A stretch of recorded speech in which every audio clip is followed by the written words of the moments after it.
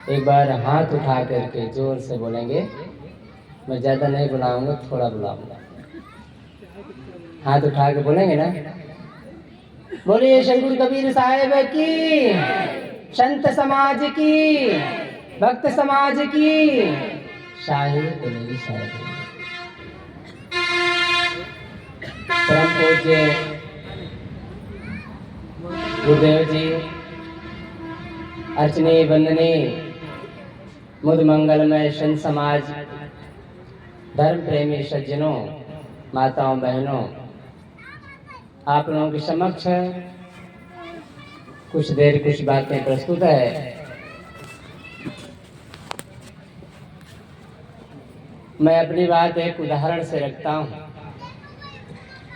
सदगुरु की कबीर साहब की साखी है, जहाँ दया तहाँ धर्म है, जहाँ लोभ तहाँ पाप, जहाँ क्रोध तहाँ काल है, जहाँ क्षमा तहाँ आप। बहुत ही मार्मिक साखी है, कई बार सुने होंगे, मनन किए होंगे।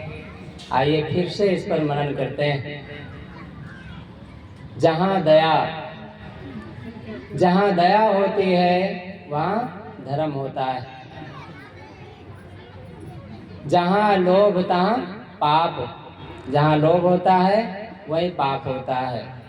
जहाँ क्रोध तहाँ काल, जहाँ क्रोध होता है वही काल होता है। जहाँ दया तहाँ धर्म है, जहाँ लोभ तहाँ पाप, जहाँ क्रोध तहाँ काल है, जहाँ क्षमा तहाँ आप। जहाँ क्षमा का भाव होता है वहीं परमात्मा का वास होता है। परमात्मा अलग नहीं होता है।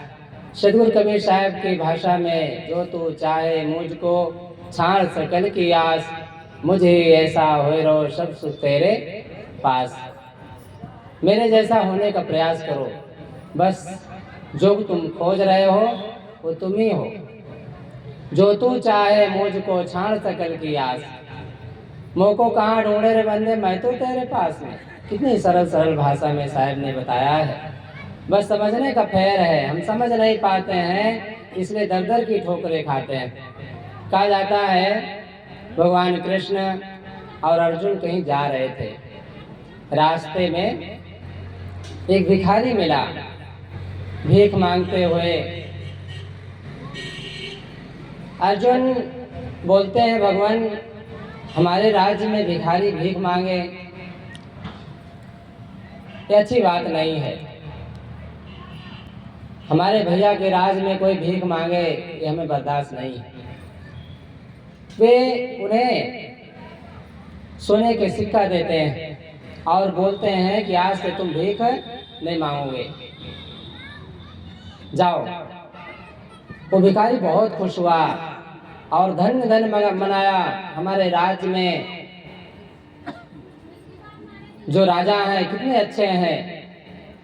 ऐसे ही कुछ कल्पना करते हुए जा रहा था, इस धन से घर बनाऊंगा, आलीशान बंगला बनाऊंगा और अपने गांव में कुछ अलग ही मेरा भवन होगा। कल्पना में डूबा था।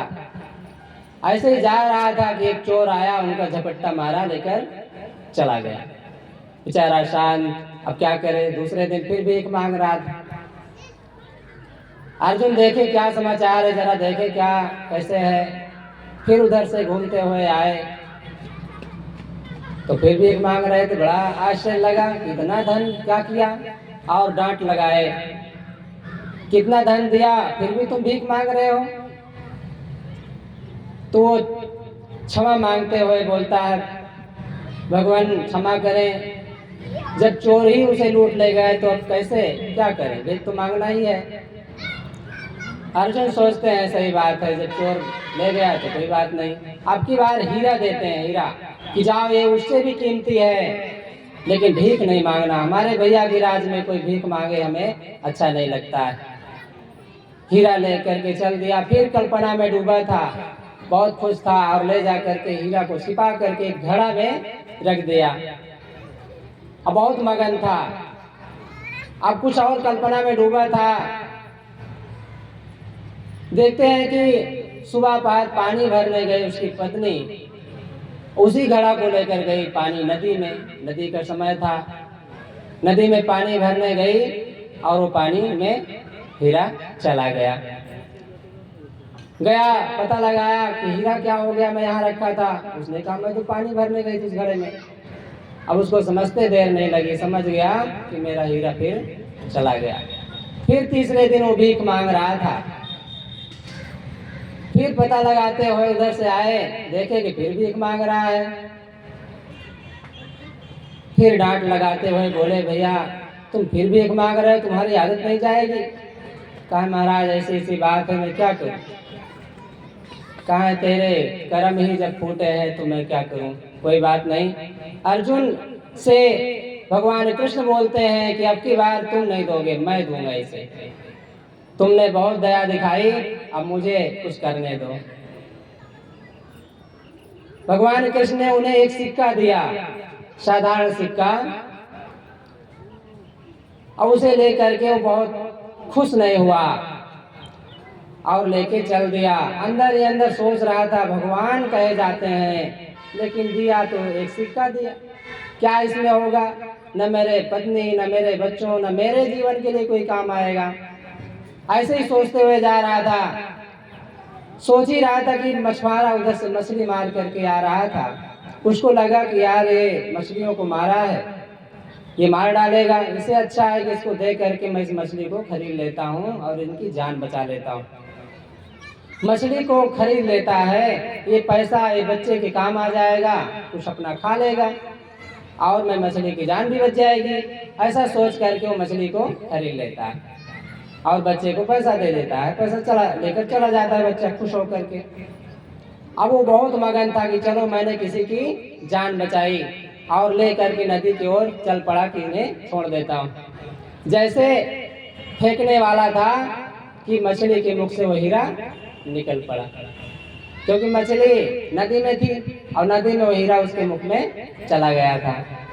और जैसे वो फेंकने वाला था कि मुख से हीरा निकल आया और वह जोर से चिल्ला पड़ता है, वाह मिल गया मिल गया मिल गया।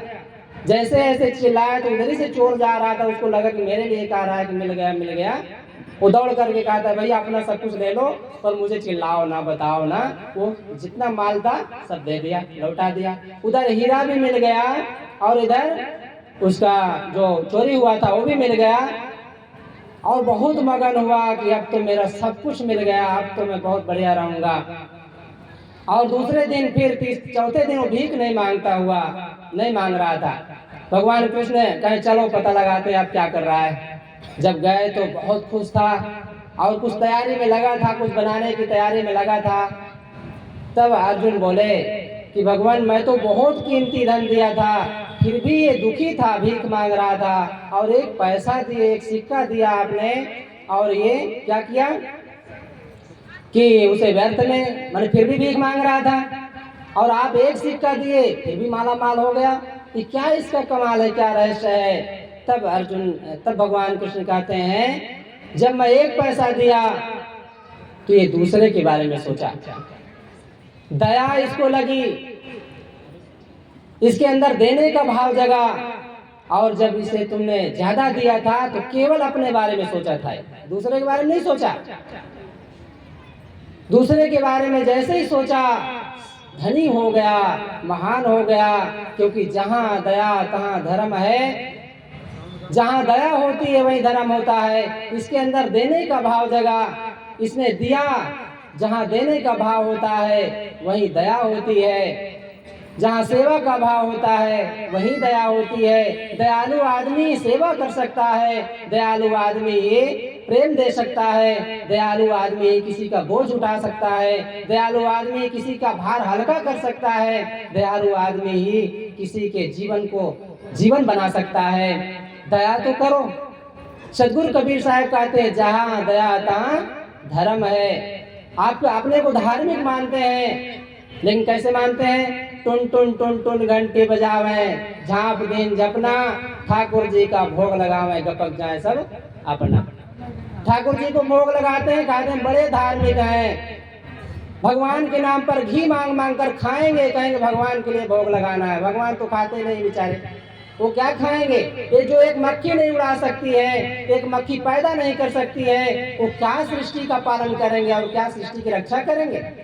रक्षक तो आप लोग हैं। 10-10 बच्चे पैदा करके खूब खुश रहते हैं, थोड़ी सी झोपड़ी में सबको पाल करके पढ़ा लिखा करके विद्वान ज्ञानी मास्टर डॉक्टर बना देते हैं। आपसे बढ़ करके सृष्टिकर्ता कौन हो सकता है? असली भगवान आप लोग हैं, असली जगदम्बा आप लोग हैं, असली देवता आप लोग हैं। लेकिन नहीं, ये ज्ञान नहीं है।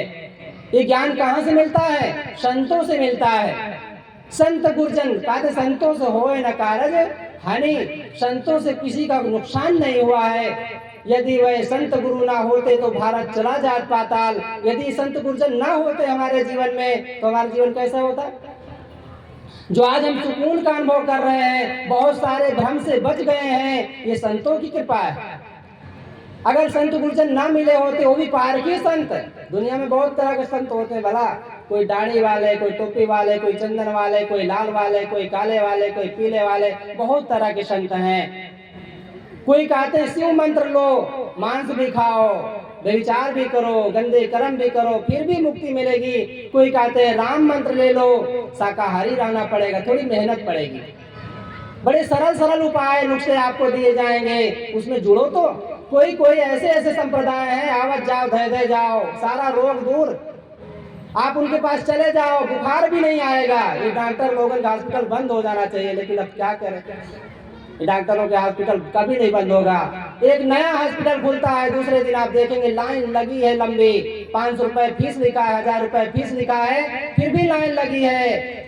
अगर ये भगवान होते, ये देवता होते, ये परमात्मा होते, जो लोग कहते हैं कि आओ सब बुखार भी ठीक हो जाएगा, पुड़िया भी ठीक हो जाएगी, अगर ऐसा होता तो हॉस्पिटल का कोई काम नहीं होता। लेकिन नहीं, अगर ऐसा होता तो ये फौजियों की जरूरत नहीं पड़ती, जो बेचारे बॉर्डर में कितने दुख सह रहे हैं, ठंडी गर्मी सह रहे हैं, कितना उन्हें कई बार मारे जाते हैं, कत्लेआम हो जाता है, कितना दुख उठाते हैं। आज जो हम सुकून का अनुभव कर रहे हैं, शायद उन्हीं की कृपा है। ये असली देवता ये लोग हैं, लेकिन उनके बारे में कभी सोचा जाता है? अपने माँ बाप के बारे में सोचा जाता है? कभी नहीं सोचा जाता है। दया दिखाओ। हम सेठ जी गांव के बनिया थे, धनी आदमी थे। गांव में रामायण कीर्तन हुआ तो लोगों ने सोचा कि धनी मानी सेठ जी हैं, इनसे कुछ दान लिया जाए।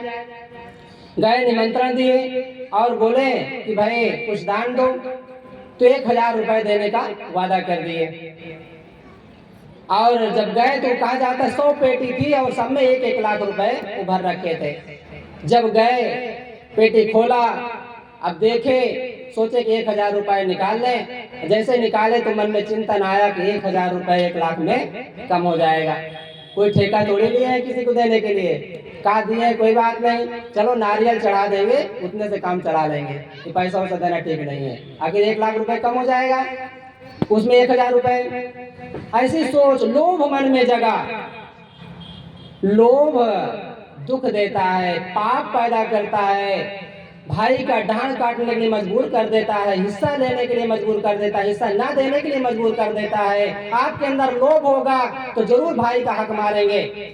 आपको अगर मालिक बना दिया जाए तो आप लोभी होंगे, तो निश्चित है कि आप गड़बड़ करेंगे।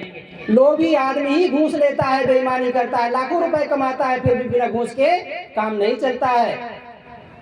लोभ कहा जाता है। वो बनिया गए नारियल की दुकान पर, कहे भैया नारियल कितने का पूछे तो 1 रुपए बताया।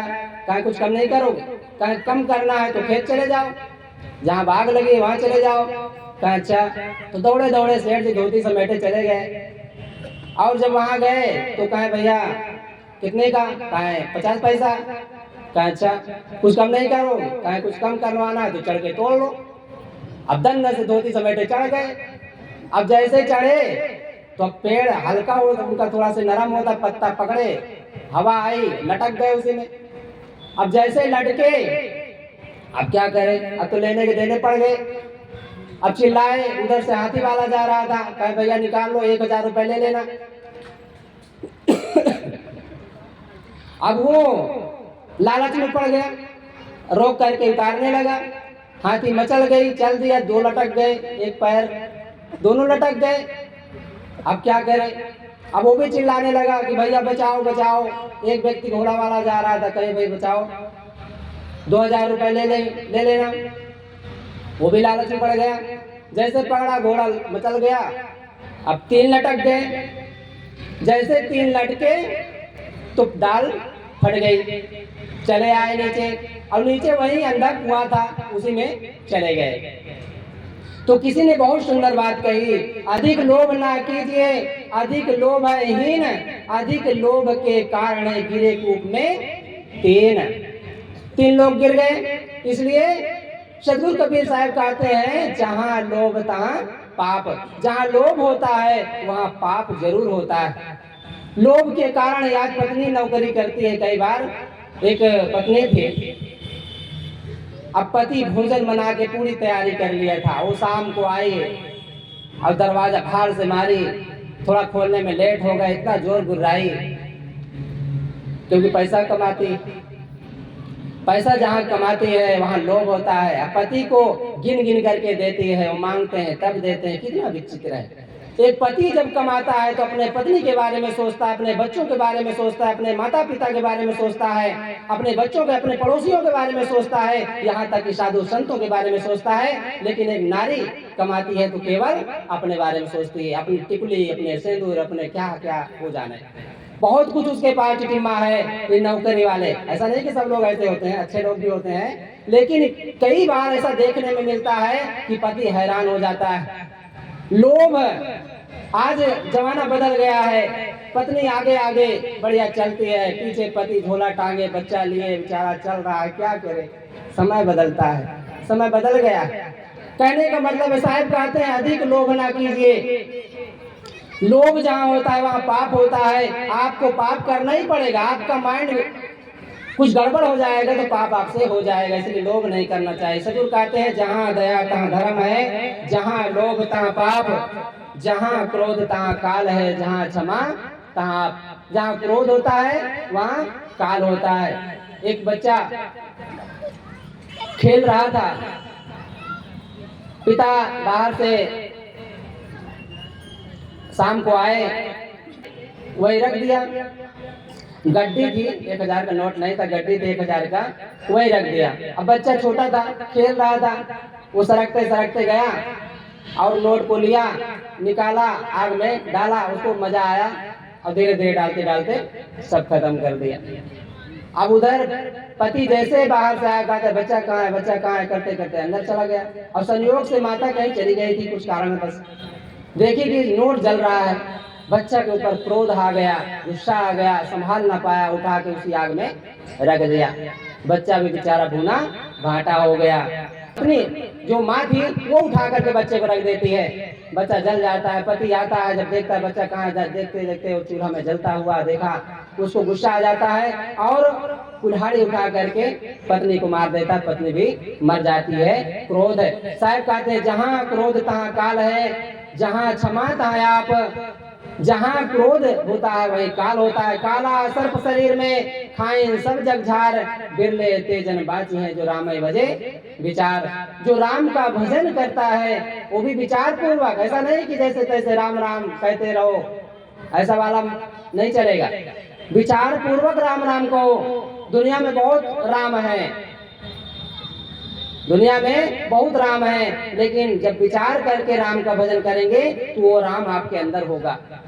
आपके अंदर वाला जो राम है उसकी बात है, आप उसका भजन कीजिए, क्योंकि उसका भजन करेंगे तो आप तम्बाकू नहीं खाएंगे, बीड़ी नहीं पिएंगे, सिगरेट नहीं पिएंगे, गांजा नहीं पिएंगे, गाली नहीं देंगे, झगड़ा नहीं करेंगे, परिवार में प्रेम से रहेंगे, माता पिता भाई बंधुओं का एक सिस्टम होगा, परिवार होगा, सुंदर समाज होगा। आपके अंदर दया आ जाएगी, प्रेम आ जाएगा, धर्म आ जाएगा, आपकी व्यवस्था ही कुछ अलग होगी, क्योंकि आप असली राम को जानते हैं, नकली राम को नहीं। नकली राम की सेवा करने वाला नकली होता है और असली राम की सेवा करने वाला असली होता है। असली राम की सेवा करने वाला झोपड़ी में होता है कि टूटी खाट में सोता है, कि उसके खेत नहीं है, धन नहीं है, कोई जरूरी नहीं है, लेकिन वो खुश होता है, प्रसन्न होता है, मस्त होता है, क्योंकि अपनी मस्ती में होता है। अगर आप असली राम को जान लिए तो निश्चित है आप सुखी हो जाएंगे। हृदय बसे ते राम न जाना, कस्तूरी कुंडल बसे मृग ढूंढे बनमाए, तैसे घट घट राम है दुनिया जानत नाहि। लोभ के कारण आदमी बकरी पालता है। कहते हैं महाराज अब क्या करें, धंधा है, बड़ा अच्छा प्रेम से बोलते हैं। भगत लोग बड़ी बड़ी कंठी पहने बकरी पाल, बड़े बड़े बकरा पालते हैं। संत लोग जाने का शर्म करते हैं, लेकिन वो भी दया करते हैं कि अगर जाना बंद कर देंगे तो बकरी से सुअर ही पालने लगे। कैसे, अब क्या करें। अब संतों को दया आती है तो मजबूरी में उनके यहाँ जाना पड़ता है, क्योंकि इससे भी वो गिर सकते हैं। क्योंकि जब लोभ ही आ गया है मन में, इसलिए सदगुरु गुरुचंद साहब जी का एक भजन है, तो भी मानए काहे पाप तू कमाए, ओरे लोभी मानए। पैसा के लालच में भैया बकरी पाल लाए, पैसा के लालच में भैया बकरी पाल लाए। कर्म धर्म आपन सब खोयो, कर्म धर्म आपन सब खोयो, लोक लाज बिसराए। पैसा ही है पाप संग जाए, ओरे लोभे मानए। काहे पाप तू कमाए, ओरे लोभी मानए। ओरे लोभी मानए, ओरे लोभे मानए। काहे पाप तू कमाए, ओरे लोभी मानए। चूमत चाटत गोद खिलावत पट पहराए ओढ़ाए। ठंडी के समय में उसे स्वेटर पहना दिया जाता है और बड़े प्यार से चूमा जाता है, पाला जाता है, प्यार किया जाता है। शायद इतना बच्चों से भी प्यार नहीं करते होंगे। अपने बच्चे को ये पुरुष लोग खिलाने के लिए, चूमने के लिए शायद शर्माएंगे, पर बकरी के बच्चे को, कुत्ते के बच्चे को चूमने के लिए बड़ा अच्छे से चूमेंगे। हाँ, चूमत चाटत गोद खिलावत पट पहराए ओढ़ाए। फिर पकड़ चिकवा को देते वह रोवे चिल्लाए, तुम्हारे तन क्यों दर्द न आए, ओरे लोभी मानए। काहे पाप तू कमाए, ओरे लोभी मानए।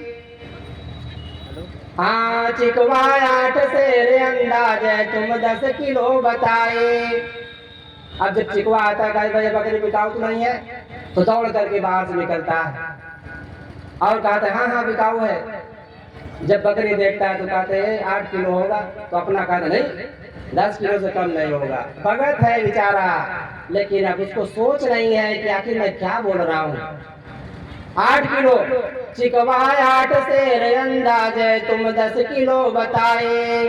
तुम तो थोक भाव में बेचे, वो फुट कर में भाई, भैले दोनों जन कसाई, ओरे लोभी मानए।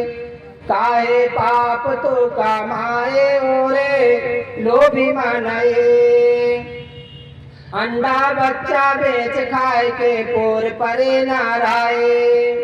अंडा बच्चा बेच खाए के पोर परे नाराए। मारब काटब खाब कर मया मानुष का नहीं भाई, काते गुरुवचन समझाई, ओरे लोभी मानए। काहे पाप तू कमाए, ओरे लोभी मानए, ओरे लोभी मानए। लोभ, क्रोध है, ये सब हमारे जीवन को बर्बाद कर देते हैं। इसलिए लोभ ना करें, क्रोध ना करें, फिर करें क्या। साहब कहते हैं दया करें, क्षमा करें। पत्नी से कुछ भूल से निकल गया तो क्षमा कर दीजिए, बच्चों से भूल से कुछ निकल गया तो क्षमा कर दीजिए, क्योंकि असली देवी देवता है, असली देवी देवताओं को क्षमा किया जाता है, नकली को नहीं। आपसे नकली भगवान क्षमा मांगने नहीं आएंगे। आपके घर में चोरी होती हो तो आप असली देवता को खोज करेंगे कि भैया कोई आओ बचा ले। आप उस समय बजरंग बली को नहीं याद करेंगे। अगर रास्ते में कोई चला जाए और आपको चाकू लगा दे और कहे जो कुछ हो दे दो, तो उस समय आप ये सोचेंगे भैया कोई यहाँ पर प्रधान जी आ जाए, कोई आ जाए, कोई आदमी आ जाए। उस समय ये नहीं सोचे बजरंग बली से बचाओ, गदा लेके आ जाओ, ऐसा नहीं कहोगे। आप ऐसा कुछ जीवन जियोगे, उस समय ऐसी सोच बनाओगे कि असली देवता सामने। एक बच्चा भी होता है तो चोर डरता है, जब चोर जाता है, लड्डू बनाता है, बजरंगबली को चढ़ाता है, तो वहां क्या करता है, अगल बगल देख ले कोई बच्चा तो नहीं है, वो कुत्ता से नहीं डरता है। यहाँ तक कि वहां पर पुजारी ना हो, बच्चा ना हो, तो चोरी नहीं करता है, नहीं तो बजरंगबली की जो सोने की आंख होती है वो निकाल लेता है। इसलिए तो मैं कुछ देर कुछ बातें कहने का प्रयास किया। सदगुरु कबीर साहब की साखी है, जहाँ दया तहाँ धर्म है, जहाँ लोभ तहाँ पाप, जहाँ क्रोध तहाँ काल है, जहाँ क्षमा तहाँ आप। एक बार जोर से जय बोले। ये अपनी वाणी को विराम देता हूँ। बोलिए सदगुरु कबीर साहब की, संत समाज की, भक्त समाज की। शायद बंदगी आपने बहुत अच्छे से सुना, बहुत बहुत धन्यवाद सबको। शायद